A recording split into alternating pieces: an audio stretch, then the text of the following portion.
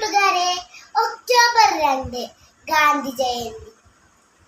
നമുക്ക് ഒരു ചെറിയ പാട്ട് പാടാം. നന്മ നിറഞ്ഞൊരു മുത്തച്ഛൻ, നമ്മുടെ സ്വന്തം മുത്തച്ഛൻ, നമുക്ക് വേണ്ടി നാടിനും വേണ്ടി നേടി തന്നു സ്വാതന്ത്ര്യം. അടിയും പിടിയും കൂടാതെ അറിവും അലിവും ആയുധമായി അടിമച്ചങ്ങല പൊട്ടിച്ച പല്ലില്ലാത്ത മുത്തച്ഛൻ.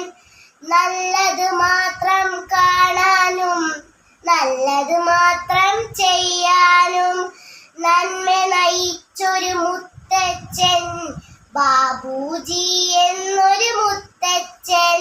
നന്ദി.